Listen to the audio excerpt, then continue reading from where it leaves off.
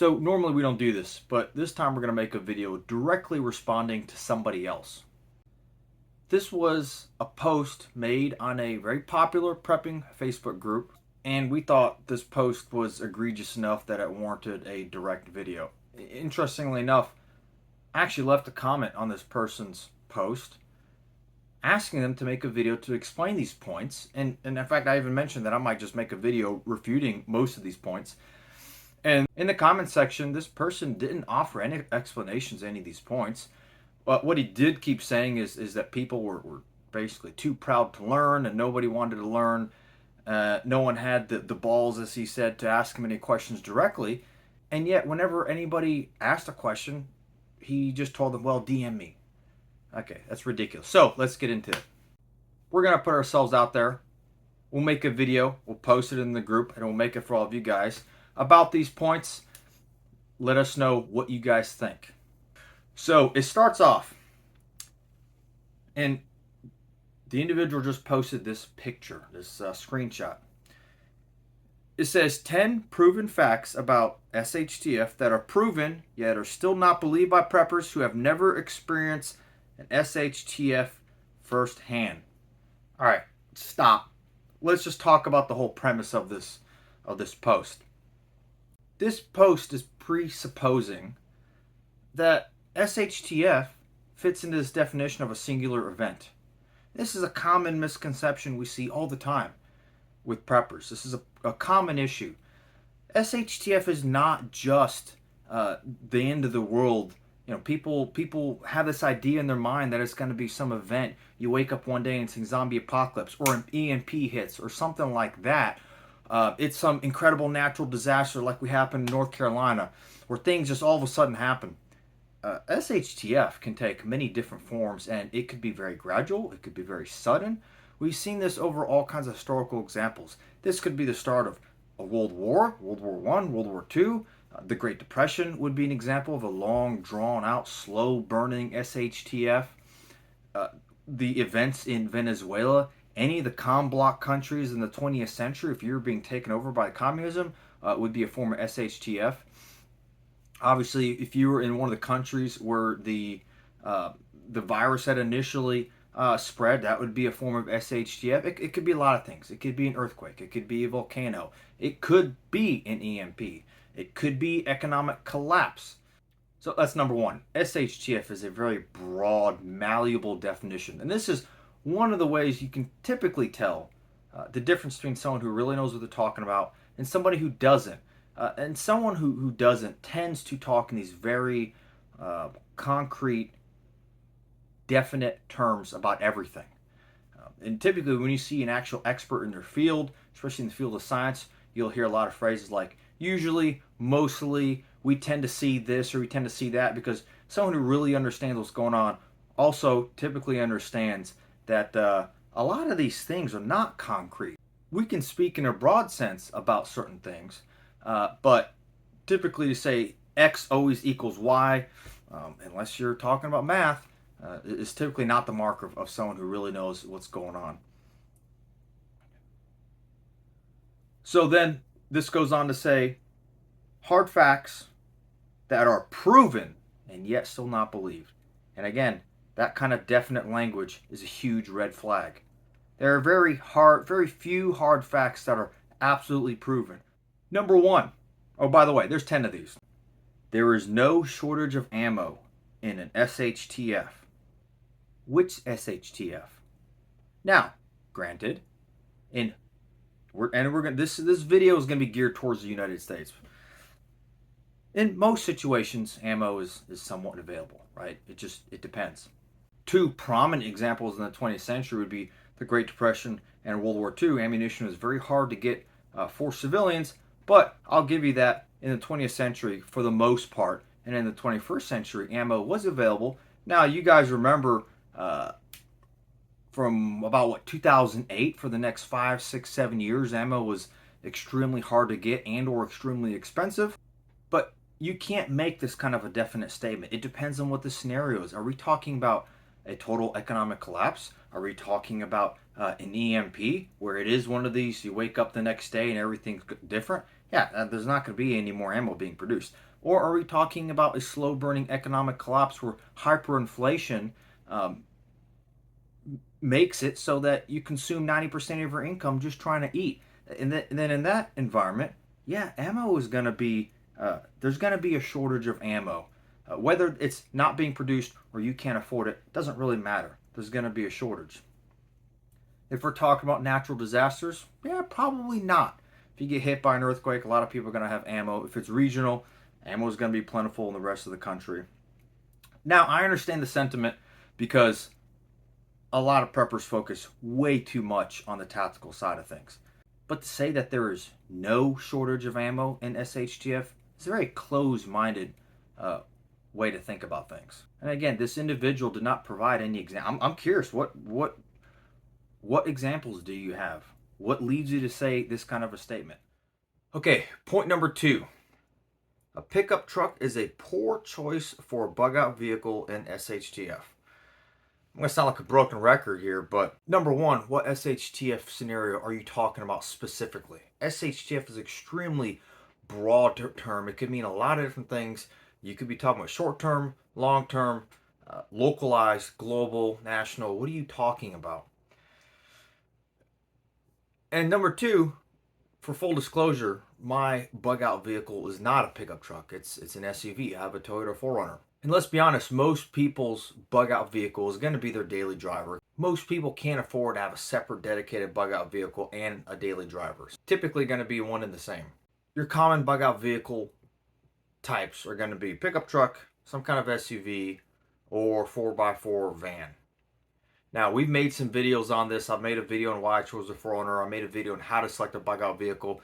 They're kind of old videos, so I probably should redo them. We'll have links in the description, but he offered no explanation as to why. I'd be very curious to know, why does he believe that a pickup truck is a poor choice? Now, look, every vehicle choice has its own positive and negatives, right? But let's start with the pros to the pickup truck. Pickup trucks can carry a lot of weight in the bed. They got a lot of cubic footage worth of space to carry stuff. They can tow a decent amount. They tend to be relatively heavy duty. If you'll notice in disaster response, so we're talking localized SHTF, response vehicles and emergency vehicles tend to be pickup trucks. Pickup trucks are what are used in most working communities. Typically, this is what you see in farms and rural communities. So there's a reason why pickup trucks have been extremely popular over the last 50, 60 years. Now, there's definitely some downsides. They're really bad on fuel. They tend to have a long wheelbase, so it makes them less maneuverable. If you're just using the bed, your items can't be secured. You got to use a camper shell for that. So there's definitely downsides, right? But again, he didn't explain exactly why. It all depends on the scenario that you're preparing for. Some scenarios you may prioritize fuel economy uh, over the cargo capacity of a pickup truck. This is why the 4x4 vans have been popular. Lots of cargo space, better fuel economy. Are you preparing for a slow burning economic collapse? Are you preparing for a gradual worsening of the country? So think about your comm block countries during the Cold War, where life is kind of normal. You're still going to work, you still have a house, but you live under this oppressive regime. And so maybe fuel is $8 a gallon, and you're thinking, I just need something that's reliable and really good on fuel and has halfway decent storage space. You might go the opposite direction. You might say, I need something that's rugged, that lasts forever, that I can maintain to infinity. Parts are readily available, and I know it's not going to break. Personally, one of the things I wanted was some mild off-road capabilities because I'm thinking in certain scenarios, whether it's traffic is backed up, it could be as simple as hopping over a curb, driving through the median, four-wheel drive, or even just minor storms. Being able to drive off the road for a certain duration can be very valuable. But anyway, this could turn into a whole long discussion. But the point is, he didn't offer anything to back up that statement. And I think that's too definitive of a statement to make when you're saying that a pickup truck would be a poor vehicle in SHTF. It may be a poor vehicle for some forms of SHTF, and it may be a poor vehicle for some people, but I think for other people in other scenarios, it's probably a great vehicle. So this third one I think is probably one of the crazier things on the list. And he says, You can't barter or trade in SHTF.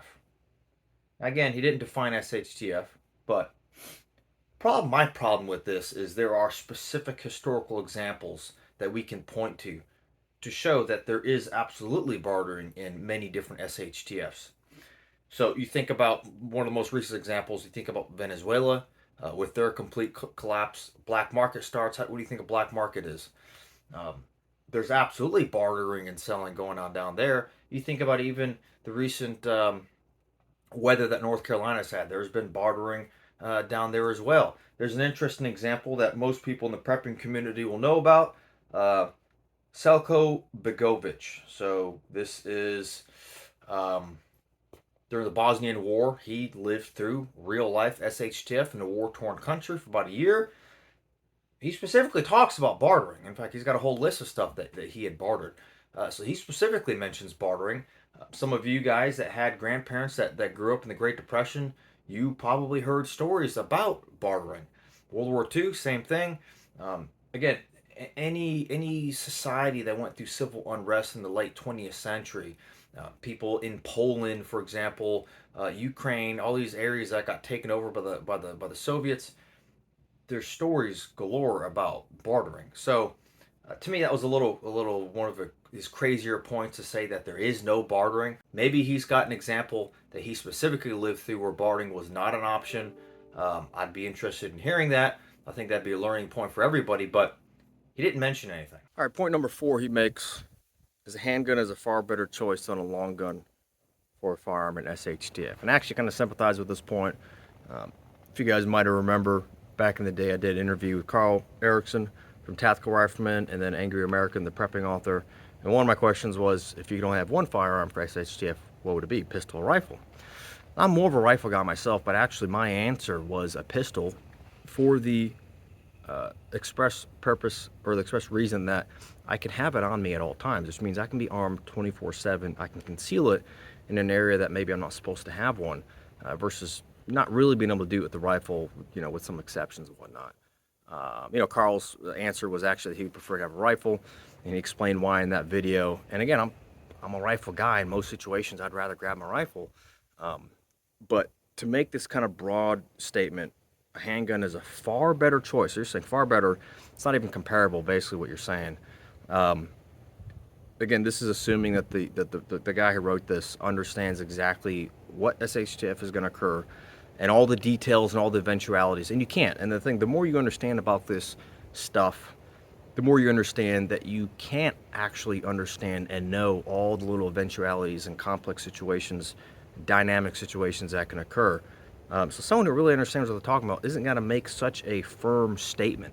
They'll make a statement like I did or Carl did that, hey, I would prefer this or that. But to say it's a far better choice, it's great in that you can stay armed all the time. In an actual gunfight, it sucks compared to a rifle. That's just the way it is. So the point is not whether or not a handgun or rifle is better. The point is someone who understands really what they're doing is not going to make such a definitive statement like that. 5, homeowners cannot defend their homes in SHTF.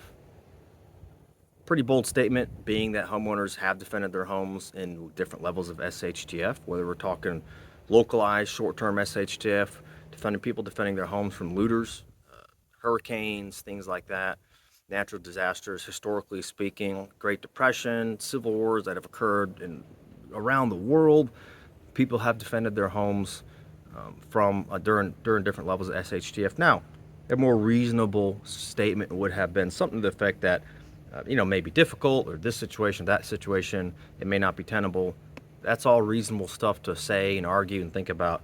But to say that they cannot defend their homes, it's ludicrous. It's laughably ludicrous because we have examples of people doing this all the time. And again, the author didn't provide any examples or explain why he said what he said. Number 6, at some point, all homeowners will have to bug out in SHTF. I'm going to sound like a broken record, but again, this is assuming that the author, by saying this, he is stating that he knows exactly what type of SHTF is going to occur and all the details and eventualities that might happen. Reality is, in most situations, bugging in is going to be better, most of the time. Think about 2020, situation like that. Let's say you got a real bad one coming through and everyone's getting sick and dying, and you got the Black Plague coming through. You're going to want to stay home. That's where all your resources are. You have the most control there. You have a network of people, hopefully a community built up. Now, certainly there are situations where you're going to want to bug out. We always recommend people have a bug out plan. Natural disasters, wildfires, hurricanes, what have you, civil war, whatever, right? There's plenty of scenarios where bugging out is going to be mandatory. But to say that at some point, all homeowners, give me a break, that's silly. Number 7 is along the same lines, and he says, all homesteading ends in SHTF. Again, I don't know how you make such a bold statement, being that history is replete with examples of people homesteading during all kinds of levels of SHTF. In fact, it's commonly said the reason why so many people made it through the Great Depression was because 90% of America was rural, right? Most people were homesteading to some degree. In reality, that's most of human history. You remove the last 100 years, 150 years of human history. Homesteading was just how people lived. And so you go back 100 years, 1,000 years, 3,000 years of different levels of SHTF. Homesteading is how people survived. Again, I'd be interested to know how this person defines homesteading and defines SHTF. And again, it's one of those things I want him to explain, which he's had opportunities to do so and he hasn't done it. Number 8, mutual assistance groups or parentheses communities do not work in SHTF. Just like points 6 and 7, it's a pretty bold claim. There certainly can be problems with mutual assistance groups. They're not easy to make, they're not easy to maintain. So to say that they may not work, to say that there may be difficulties, all that would be reasonable. But most of human history has been communities that have banded together. It's a common thing that you hear in the prepping community that lone wolves are just not going to survive. So again, you could point to countless examples throughout American history, throughout world history. When disaster strikes, the communities that stick together and help each other out tend to do better. So, many people would ask this individual to explain what he means by this and exactly why are these mutual assistance groups not going to work? Or are they not going to work because when rubber meets the road, people just aren't going to help each other out? Or is it because most people tend to live far apart and they're not all living together? Like, what do you mean by they won't work? He didn't explain, and history indicates otherwise, that if you have the right group of people and things are set up properly, that they can work. Number 9, you don't need to go somewhere, or you don't need somewhere to go in order to bug out an SHTF. That's not untrue. So I have to give him some, these last two I'd have to give him some points for. That is true. So to bug out, you don't technically need somewhere to go. Ideally, since we're doing this to be prepared, we do want to think of different scenarios that might cause us to bug out and then plan accordingly. That way we're not caught with our pants around our ankles. But yeah, if you have a good system and a good vehicle loadout, and however you're going to do it, obviously a vehicle bug out's way better than doing it on foot. But sure, technically you don't need to have anywhere to go. At that point, you just become a refugee. It's not a great place to be in, but sure, that's not too untrue. We certainly don't recommend it. It's much better to have a place you're going to go to, especially if it is someone else's house or property, someone in your group.